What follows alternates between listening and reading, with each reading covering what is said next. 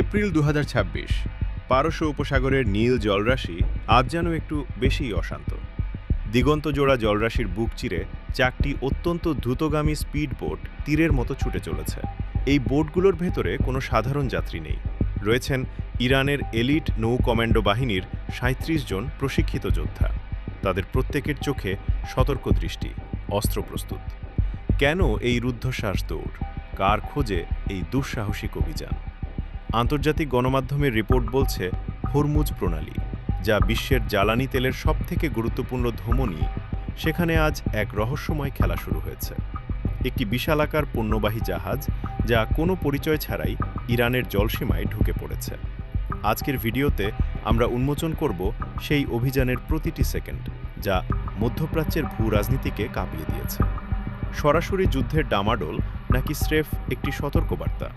চলুন জেনে নিই আসল ঘটনা। ঘটনার শুরু মাত্র কয়েক ঘন্টা আগে।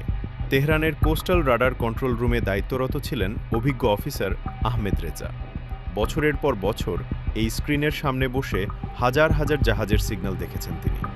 কিন্তু সকাল ১১টার দিকে তার স্ক্রিনে এমন এক অদ্ভুত বস্তু ধরা পড়ল, যা তার কপালে চিন্তার ভাঁজ ফেলে দিল। সাধারণত সমুদ্রপথে চলা প্রতিটি জাহাজের একটি ট্রান্সপন্ডার থাকে, যা নিয়মিত জাহাজের পরিচয়, গন্তব্য এবং মালিকানার তথ্য পাঠাতে থাকে।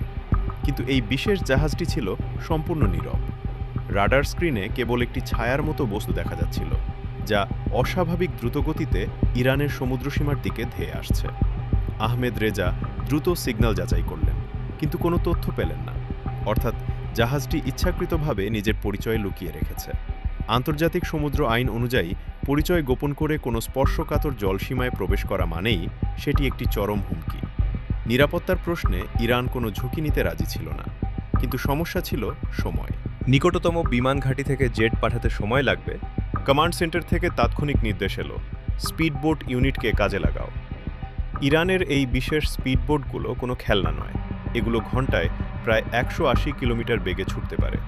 হালকা গরম হলেও এগুলোতে বসানো আছে মেশিন গান, রকেট লঞ্চার এবং স্বল্প পাল্লার মিসাইল। ৪টি বোট যখন জাহাজটির কাছাকাছি পৌঁছালো, তখন শুরু হলো আসল নাটক। কমান্ডোরা রেডিওতে বারবার আন্তর্জাতিক ভাষায় সতর্কবার্তা পাঠালেন, জাহাজ থামাও এবং পরিচয় দাও। কিন্তু ওপাশ থেকে কেবল শ্মশানের নীরবতা।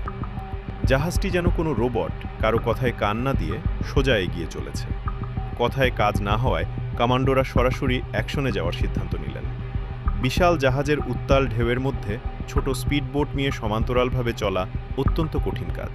কিন্তু ইরানি কমান্ডোরা এই বোর্ডিং অভিযানে বিশ্বসেরা। হুক এবং দড়ি ব্যবহার করে তারা অবিশ্বাস্য ক্ষিপ্রতায় জাহাজের ডেকের ওপর উঠে পড়লেন। ঠিক এই সময়ই আকাশের বুক চিরে গর্জন শোনা গেল। কন্ট্রোল রুম থেকে পাঠানো দুটি সামরিক হেলিকপ্টার জাহাজের মাথার ওপর চক্কর দিতে শুরু করল। একই সাথে নিকটতম এয়ারবেস থেকে দুটি অত্যাধুনিক যুদ্ধবিমান আকাশে ডানা মেলল। এখন পরিস্থিতি পুরোপুরি ইরানের নিয়ন্ত্রণে। হেলিকপ্টার থেকে দড়ি বেয়ে আরও কিছু কমান্ডো নিচে নামলেন।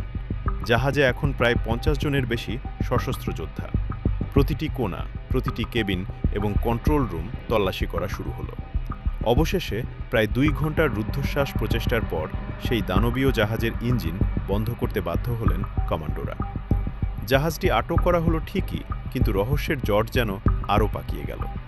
জাহাজটি কার? এর ভেতর কি ছিল? আশ্চর্যজনকভাবে কোনো দেশই এর মালিকানা দাবি করতে এগিয়ে আসেনি। কিছু বিশ্লেষক বলছেন এটি হয়তো কোনো দেশের হয়ে গোয়েন্দাগিরি করছিল। আবার কেউ বলছেন এটি অবৈধ অস্ত্র পাচারের সাথে জড়িত। ইরানের পররাষ্ট্র মন্ত্রণালয় এক সংক্ষিপ্ত বিবৃতিতে জানিয়েছে, আমাদের জলসীমায় পরিচয় গোপন করে কোনো অনুপ্রবেশ বরদাস্ত করা হবে না।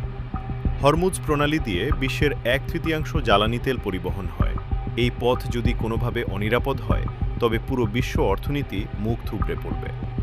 এই অভিযানের মাধ্যমে ইরান আসলে বিশ্বকে একটি বার্তাই দিয়েছে, পারস্য উপসাগরে তাদের নজরদারি কেবল আকাশেই নয়, গভীর সমুদ্রের প্রতিটি ঢেউয়েও বিদ্যমান। বন্ধুরা, পারস্য উপসাগরের এই ঘটনাটি হয়তো একটি বিচ্ছিন্ন অভিযান মনে হতে পারে, কিন্তু এর তাৎপর্য অনেক গভীরে। সেই রহস্যময় জাহাজটি কি কোনো বড় ষড়যন্ত্রের অংশ ছিল, নাকি এটি ছিল কোনো পরাশক্তির শক্তি পরীক্ষা? উত্তর হয়তো কোনোদিন সঠিকভাবে জানা যাবে না, তবে একটি বিষয় পরিষ্কার, সমুদ্রের এই রণক্ষেত্রে ইরানের সক্রিয় অবস্থান এখন আর কোনো গোপনীয় বিষয় নয়। আপনার কি মনে হয় কেন একটি জাহাজ পরিচয় গোপন করে এমন বিপজ্জনক এলাকায় প্রবেশ করবে? এটি কি যুদ্ধের পূর্বাভাস নাকি স্রেফ একটি দুর্ঘটনা? আপনার মতামত আমাদের কমেন্ট বক্সে অবশ্যই জানান। ভিডিওটি ভালো লাগলে শেয়ার করুন এবং এই ধরনের রুদ্ধশ্বাস আন্তর্জাতিক খবর সবার আগে পেতে আমাদের চ্যানেলটি সাবস্ক্রাইব করে রাখুন। দেখা হবে পরবর্তী ভিডিওতে।